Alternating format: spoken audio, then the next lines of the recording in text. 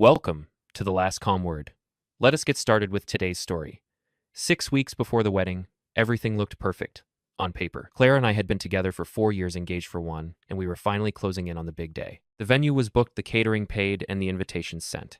It had taken months of planning, late nights comparing menus and flower colors, but we were almost there. Then, on an ordinary Tuesday night, Clara asked if we could talk. She said it in that careful tone people use before they drop something heavy. We sat across from each other at the kitchen table. She looked nervous but determined. "I need to tell you something," she said. "It is about the wedding." I waited. "I want Nolan to be my man of honor." I blinked, thinking I had misheard. "Your ex-boyfriend, Nolan." She nodded, folding her hands like she had practiced this. "Yes, he is my closest friend. He has always been there for me. It would mean a lot if he stood beside me that day." I leaned back. "Clara, you dated him for 3 years. He cheated on you, remember?" "That was a long time ago," she said quickly. "We have both changed. He is not that person anymore. You have stayed friends." I have tried to respect that, I said.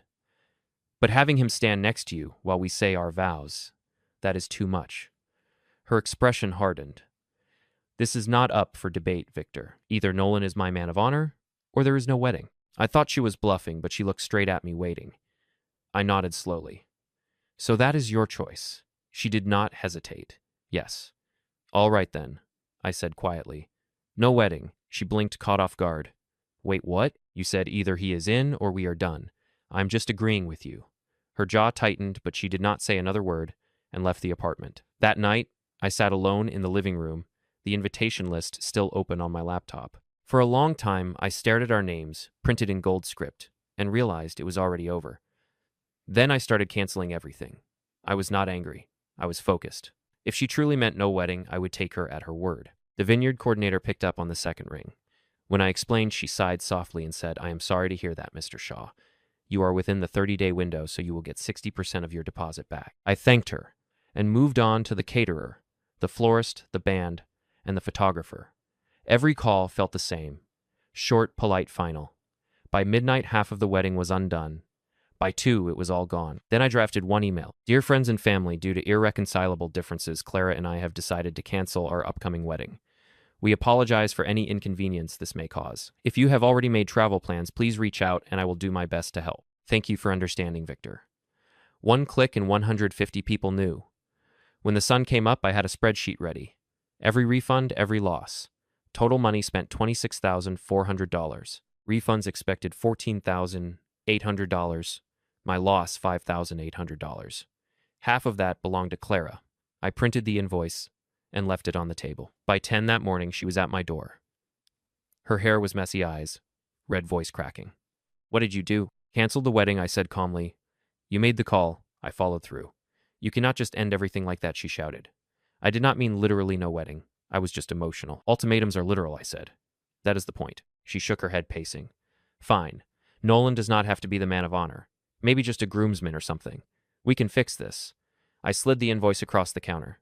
"Too late for that. Here is your half." Her eyes widened. "You are billing me." We split the costs. We split the loss. Fair is fair. She grabbed the paper and crushed it in her hand. "You are heartless."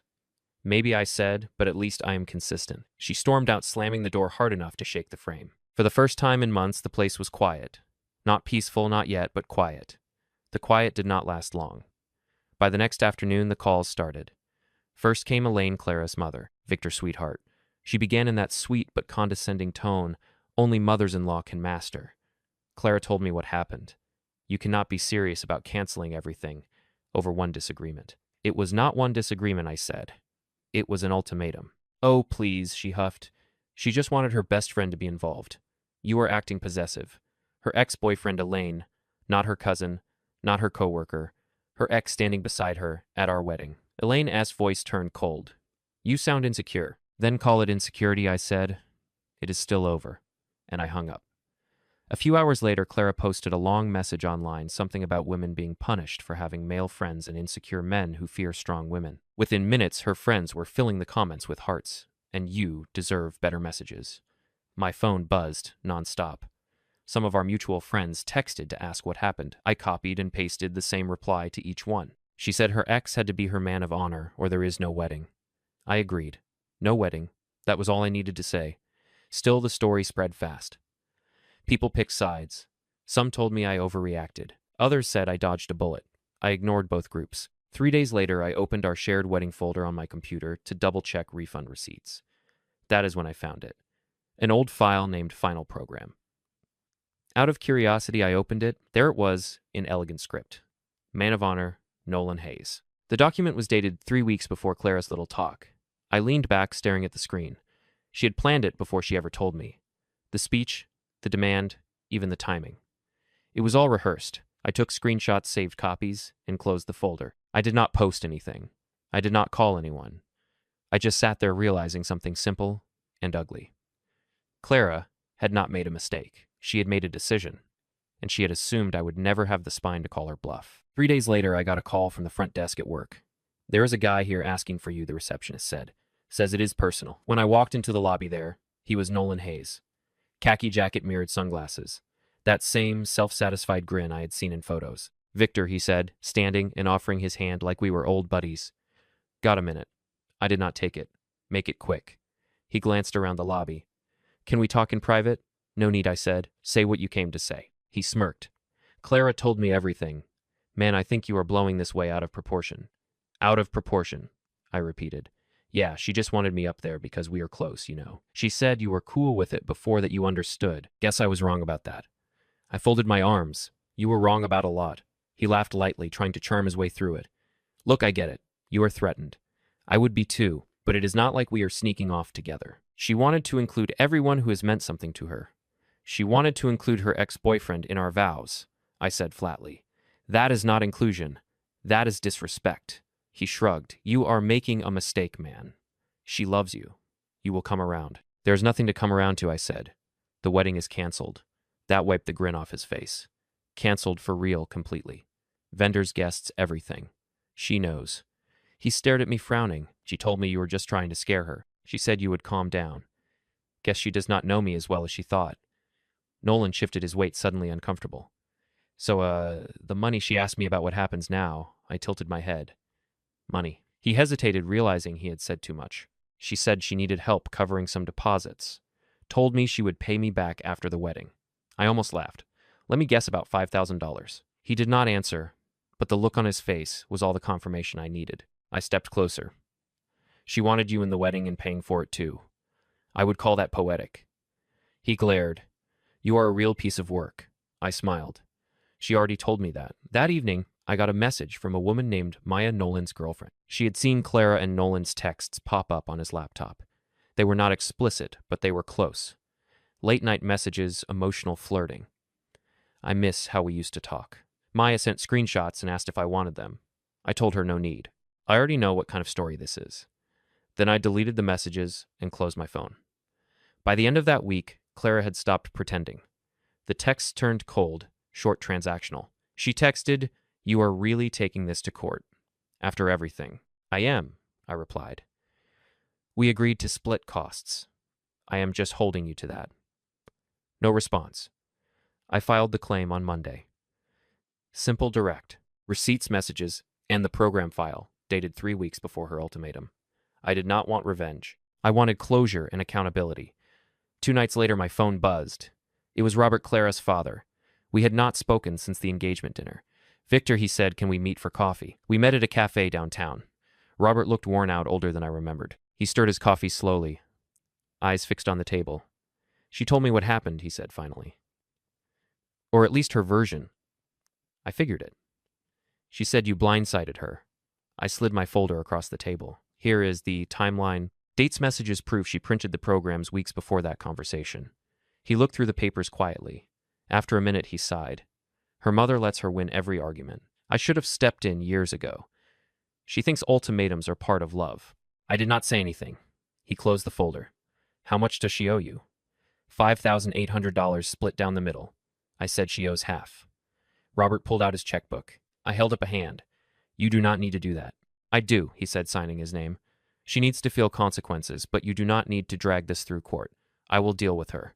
He handed me the check. His eyes were tired but sincere. "I am sorry, Victor, for all of it. You are a good man. She just does not know what that means yet." I folded the check. "You do not have to apologize for her." He shook his head. "I am not. I am apologizing for raising someone who thought this was okay." We shook hands. I withdrew the claim the next morning. The night before what should have been our wedding, I was watching a game on mute when I heard the knock. 3 slow taps. When I opened the door, Clara stood there in the black dress I bought her for her last birthday. "Can we talk?" she asked. I left the door chain on. "About what?" She exhaled hard. "Everything." Her eyes were red, but not from crying. She looked exhausted. Smaller somehow. "I messed up, Victor.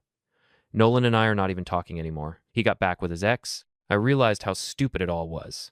"Stupid," I repeated. "That is one word for it." She stepped closer to the door. "I did not mean to hurt you. I just thought he has been in my life so long. I did not think it would bother you like that." "It is not about bothering me," I said. "It is about respect." "I know." Her voice cracked. "I thought you would understand. I thought you would forgive me." I studied her for a moment. "Tell me something, Clara. When you made that ultimatum, was there still part of you that had feelings for him?" Silence. She looked at the floor. Finally, she whispered, "Maybe. I do not know. I just wanted to know he still cared. It was not about choosing him over you." "It was exactly that," I said quietly. "You put me in a position where I had to compete with someone you should have left behind years ago." Tears started now. Real ones. "I did not think you would actually walk away. That is the problem," I said. "You counted on me not walking away." She pressed her forehead against the doorframe. "Cannot we start over? Forget all this." "No," I said simply. "Some things you do not walk back from." We stood there in silence for a long time, the chain still between us. "Goodbye, Clara." She nodded once, wiped her face, and walked away. I closed the door. October 14th, the wedding day arrived without a ceremony. I woke up early, made coffee, and drove out to the lake with my brother Alex. He did not ask questions. We talked about baseball, and let the silence do most of the work. Around noon, my phone buzzed nonstop. Friends, coworkers, cousins. Some messages were awkward apologies. Others, sympathy notes. I ignored them all. The only text I answered was from Robert. "She moved back home," he wrote. "Started therapy last week. She is not doing great. I hope it helps," I replied. He did not answer, but he did not need to. When I got home that night, I saw that Clara and Nolan had both deleted their social media pages. I poured a drink and sat on the porch. The date we'd chosen together had come and gone, and I felt nothing but relief. Somewhere out there, Clara was probably sitting in her childhood bedroom trying to figure out how everything slipped away. And maybe for the first time realizing that she had built the whole thing on a test she never thought I would pass. Weeks passed. Life settled into a rhythm that felt foreign at first. Quiet, predictable, uncomplicated. I went to work, came home, cooked for one, and did not have to explain anything to anyone. Clara's name still came up sometimes. Robert told me she had quit her job 2 weeks after moving back home. Elaine still blamed me for everything, and said I had abandoned her daughter over something small. I did not respond. Nolan disappeared entirely. According to one mutual friend, he had moved to another city. That part did not surprise me. People like him always run when the light gets too bright. As for me, I finally understood something too. How quiet peace can be when you stop fighting to fix someone who does not want to change. I thought back to that night at the kitchen table. Her face set, her voice sharp. Either Nolan is my man of honor, or there is no wedding. And I remembered my answer. Your choice. She had made hers. I had made mine. The wedding might have been beautiful, but the marriage would have been chaos. I did not just save my pride, I saved my peace. And that, I decided, was worth every dollar and every silence that followed. Thank you so much for watching till the end. Wishing you all the best, stay healthy, and take care.